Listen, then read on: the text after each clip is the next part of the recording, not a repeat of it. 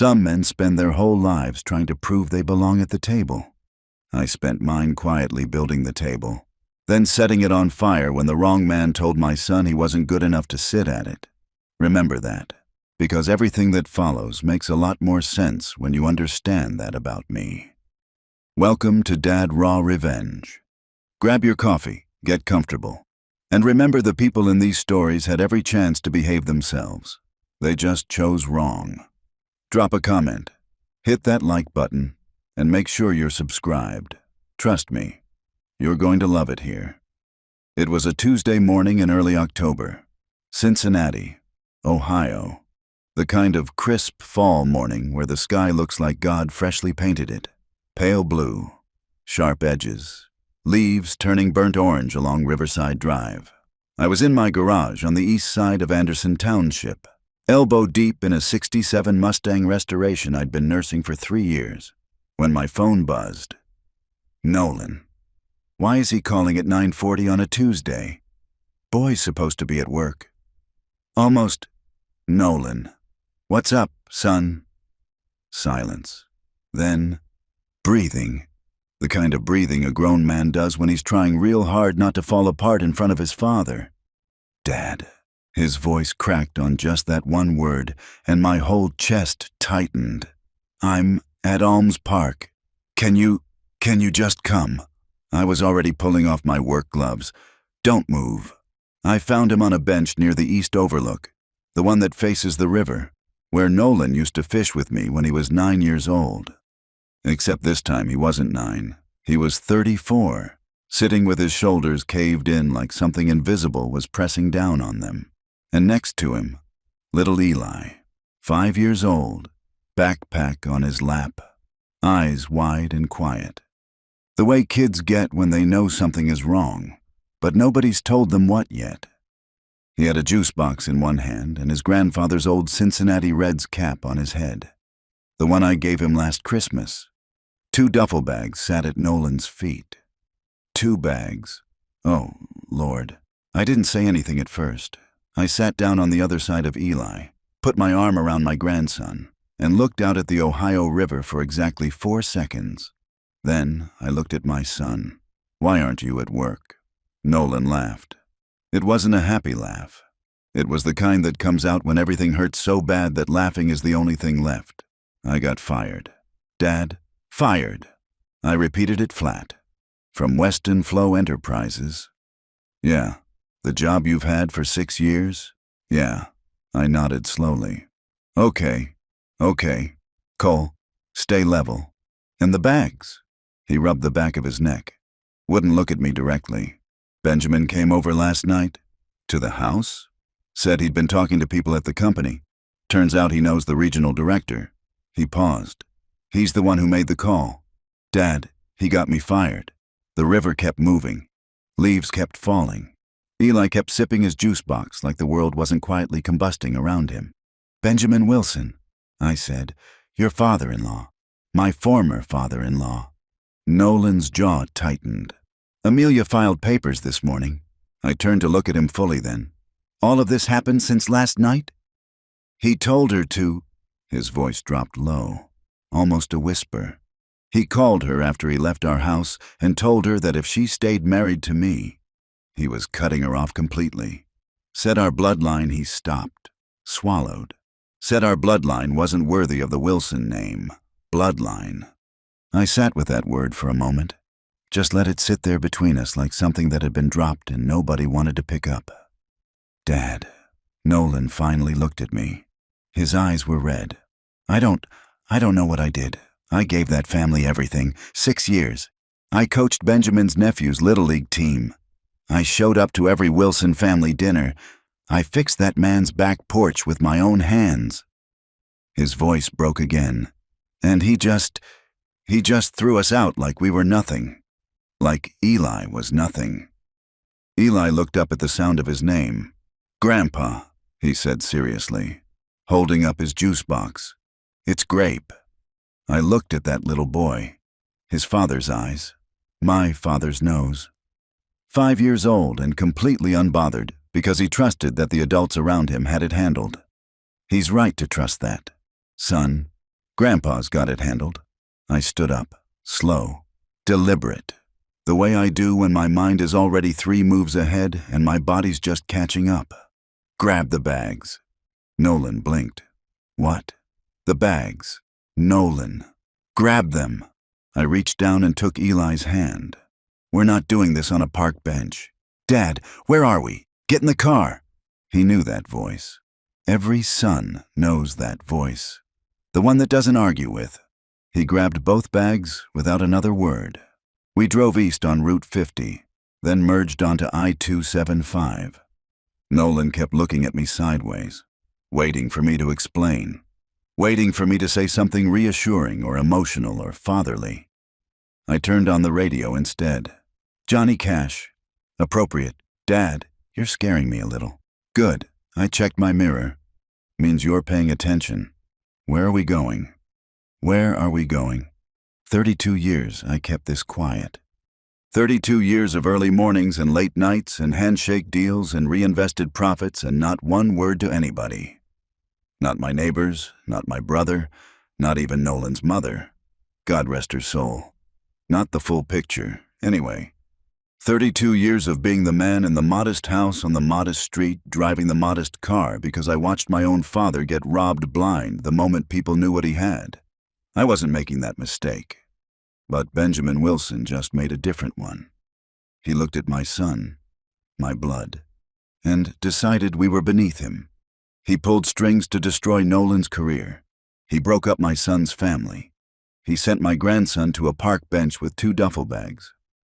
On a Tuesday, in my city, we pulled off the highway onto Mosteller Road in Sharonville, past the shipping companies and the industrial parks, until I turned into a long private drive behind a facility that stretched nearly 4 city blocks. Nolan sat up straight. The sign above the main entrance was clean. Steel lettering. Understated. Professional. Nova Group Advanced Manufacturing Solutions. Dad. Nolan's voice had gone quiet in a completely different way now. What is this place? I parked, cut the engine. Sat there for just a moment looking at what 32 years of silence had built. This, I said, is your inheritance. I opened the car door, and we've got a vendor meeting to reschedule. He had no idea what that meant yet, but Benjamin Wilson was about to find out. If you've been listening for a while and want stories like this to keep coming, it really helps if you hit that like button and subscribe. Thank you for real. There's a particular kind of silence that fills a room when people realize they've been underestimating someone their entire life. It's not loud, it's not dramatic. It just settles, like dust after an earthquake. I've been living inside that silence my whole career. Benjamin Wilson was about to get introduced to it. Wednesday morning, 7:14 a.m. I was already at Nova Group before the first shift clocked in. That's a habit I built in my 30s and never broke. You want to know the health of a business. Don't look at the books. Look at who shows up first and who leaves last. I'd been showing up first for 32 years. My office was on the 2nd floor. Corner room. Glass panels overlooking the production floor below. Nothing fancy. A desk. 2 chairs. A whiteboard covered in numbers that would have made Benjamin Wilson's eyes water. I kept a framed photo on the corner of the desk. Nolan at 12. Holding a fish we caught at Winton Woods, grinning like he just conquered something. I looked at that photo every single morning. Today, it hit different. My operations manager, Russell Briggs, knocked twice and walked in at 7:30 sharp. Russell was a big, straight-talking man from Dayton who'd been with me for 19 years. He knew every inch of this facility. He also knew without being told when something was in motion. He took one look at my face and sat down. You want coffee first? Or should I just brace myself? Pull the Wilson account. I said. Russell's eyebrows went up exactly a 1/4 inch. Weston Flow Enterprises, that's the one. He already had his tablet out. They're mid-contract. Coal. 18 months left on the supply agreement. Components division. They move about $2.3 million through us annually. $2.3 million. Benjamin Wilson sat across dinner tables telling people about his thriving manufacturing supply business without ever mentioning that the engine underneath it, the contract that made his quarterly numbers sing, ran directly through my facility. The man called my bloodline unworthy while cashing checks signed by my company. I almost smiled. Almost. I'm not canceling the contract. I said. Russell paused. Okay. I'm restructuring it. I leaned back in my chair. Pull every clause related to vendor performance reviews. I want a formal assessment letter drafted. Standard language. Nothing aggressive. Notifying Weston Flow that Nova Group is conducting a comprehensive vendor evaluation effective immediately. All payments paused pending review. Standard procedure. It's in the contract. Page 11, Section 4, Paragraph C. I knew because I wrote it. They've got 30 days to respond to the evaluation before we determine contract continuation. He nodded slowly, the way a man does when he understands that what sounds routine is anything but. And who's heading the evaluation? I picked up the framed photo of Nolan, set it back down facing me. The new director of vendor relation. Russell blinked. We don't have a director of vendory. We do as of this morning. He answered on the second ring, voice groggy. He'd slept in his old bedroom for the first time in 11 years. Him and Eli both. Eli curled up like a puppy in the middle of the twin bed while Nolan folded himself around the edges. Dad, it's early. It's almost 8:30. I didn't sleep until 4. Fair enough. How's Eli? A pause. I heard him shift, probably checking on the boy. Still out, sleeping like nothing happened. His voice softened. Kids, man, that's because he knows he's safe. I let that land. You both are. You understand me? Dad? Nolan. I said his name the way I used to when he was 16 and getting in his own way. I need you to listen to me very carefully right now, okay? Not as my son, as a grown man who's about to step into something real. Silence on the line. I need you at Nova Group by 10 o'clock. Business casual. We're going to walk the floor together. I'm going to introduce you to the team. And then we're going to sit down, and I'm going to explain to you what I've been building and exactly what your role in it looks like going forward. More silence. Then, Dad, what is Nova Group? Oh, son, it's ours. Has been for 32 years. I picked up my coffee. 10 o'clock. Don't be late. I hung up before he could ask another question. He needed to see it to believe it. Some things you can't explain over the phone. He walked through the front entrance at 9:58. I was standing on the production floor when he came in. Watched him through the glass before he saw me. Watched him stop just inside the lobby. Look up at the facility ceiling. 40 feet high. Cranes and conveyor lines and precision equipment running in organized rows. 200 employees moving with the kind of synchronized purpose that only comes from years of culture building. His mouth was open slightly. Good. That's the right reaction. Russell met him at the door and walked him to me. When Nolan reached me, he looked like a man trying to solve a math problem in his head that kept coming out too big. Dad! He looked around, then back at me. This whole time, you drove a 2009 Camry. Still do. Mom knew. I paused. She knew enough. She knew the important parts. She also knew why we kept it quiet. Money changes people, Nolan. The wrong people find out what you have, and suddenly everybody's got a handout, and a reason, and a story. I started walking and he fell into step beside me. I wanted you to stand on your own first, build your own confidence, know that whatever you became it on your own merit. He was quiet for a long time as we walked the floor. Workers nodded at me. A few introduced themselves to Nolan. A woman named Carol from the components division shook his hand and said, "You look just like your daddy." We ended up in my office. I closed the door, poured us both coffee, and spread 3 folders across the desk. Financials, org structure, and the Weston Flow vendor file. Nolan picked up the last one. I watched his face as he read it, watched the moment he registered the company name, watched his jaw tighten. Weston Flow Enterprises, he said quietly. That's Benjamin's company. Am he? He's a vendor here, has been for 9 years. Nolan set the folder down, looked at me. You're telling me that while Benjamin Wilson was sitting at his dinner table calling us unworthy, he was making money through your company? The room was very quiet. Then Nolan said with a calm that honestly impressed me, "What's in the folder?" "A vendor performance evaluation notice. Payments paused pending review." I slid it toward him. "Standard procedure." "And who's conducting the review?" I slid the second document across. "A formal offer letter. Director of Vendor Relations, Nova Group. Compensation package that would have made his old salary look like a rounding error." His hands were very still on the desk. "Dad, I've never done anything like this before. You fixed Benjamin Wilson's back porch with your own hands," I said. "You coached his nephew's Little League team. You showed up to every dinner and every holiday and every family obligation with your whole chest." I leaned forward. "You know how to show up. Nolan. That's 70% of leadership right there. The rest, I'll teach you." He stared at the offer letter for a long moment.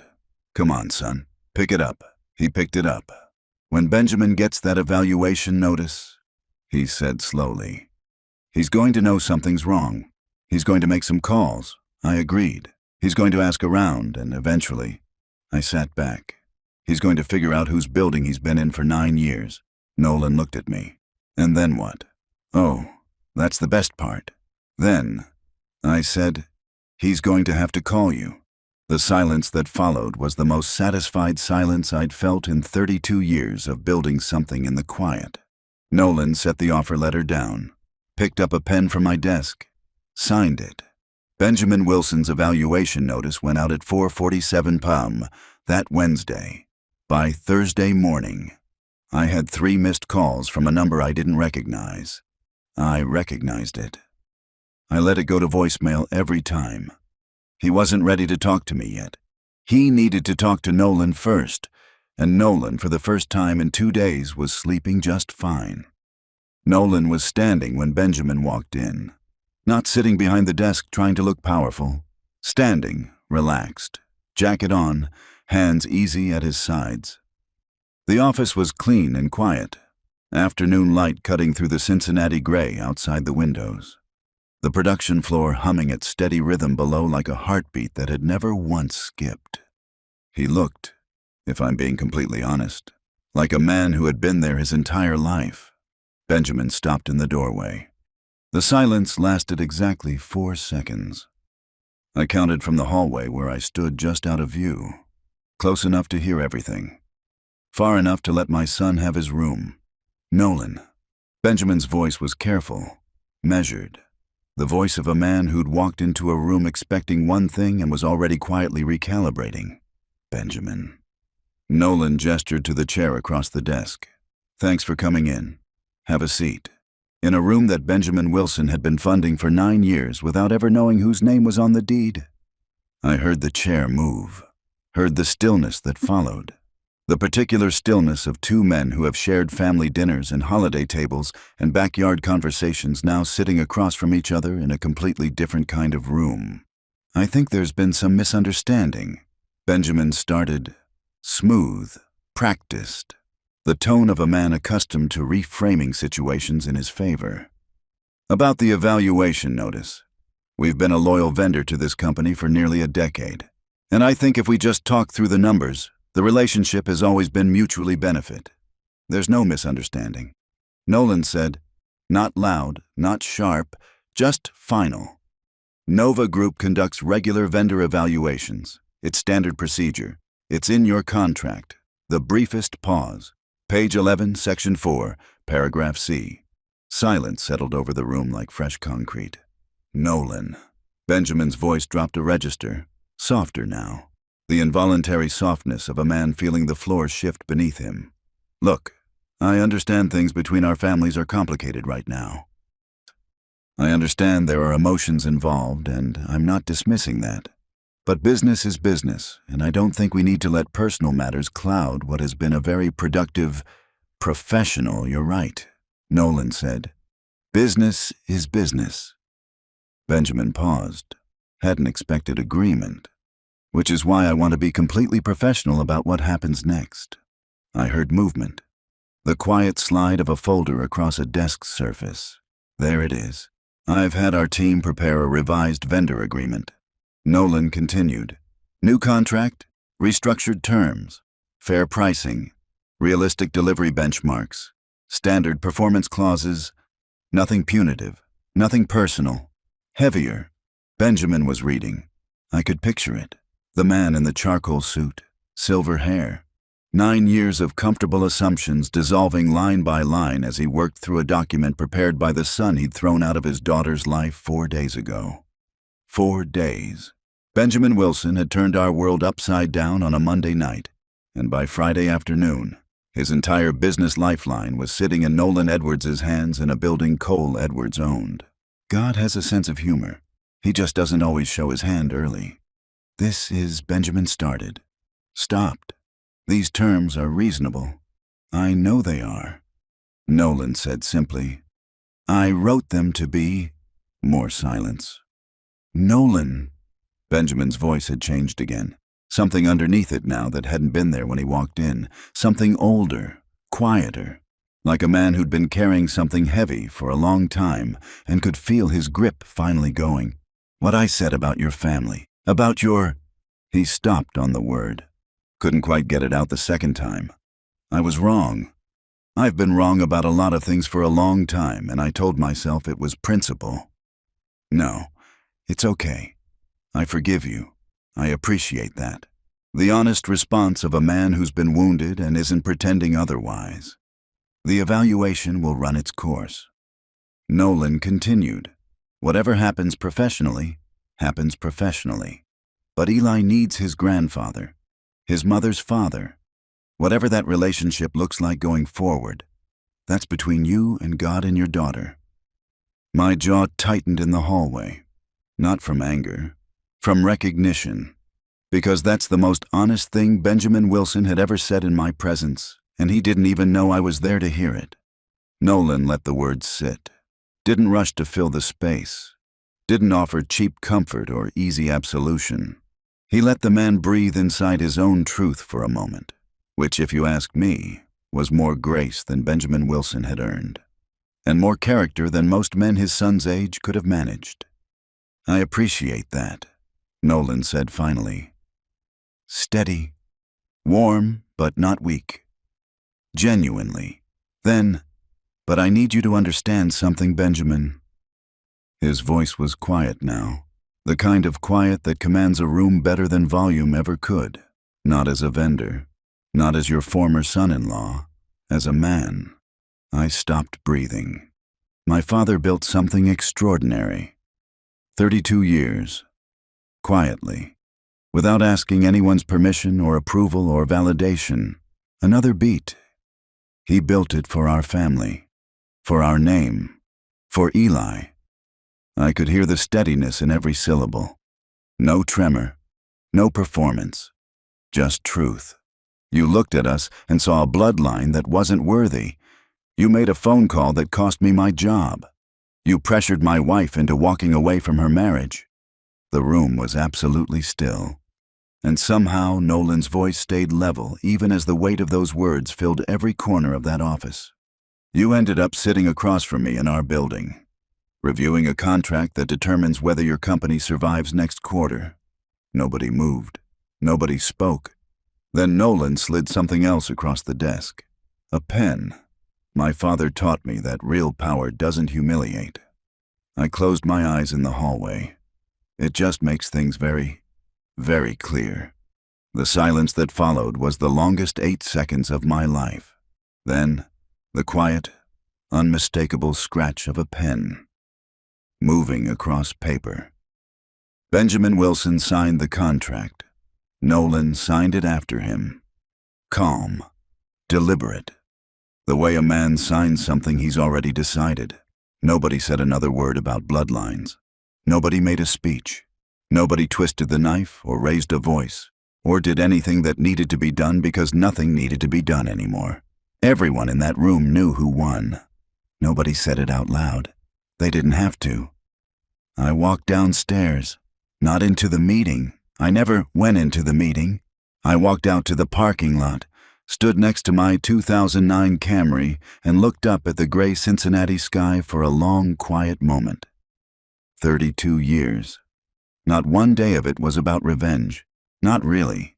It was about legacy, about building something so solid, so deep-rooted, that when the storm finally came for my family, it would have somewhere real to stand.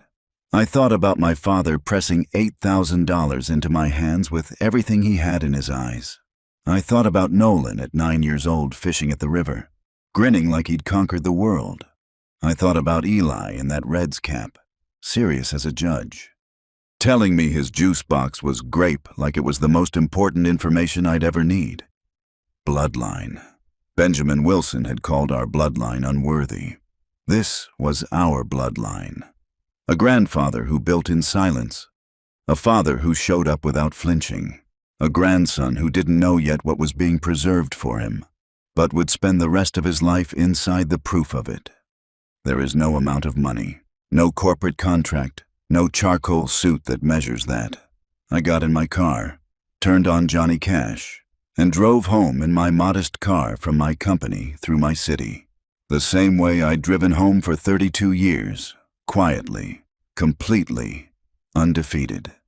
If you enjoyed this story, join our community by hitting that like button and subscribing for more real, raw, and family-centered stories. And share this with someone. And as always, thank you for being a part of this community.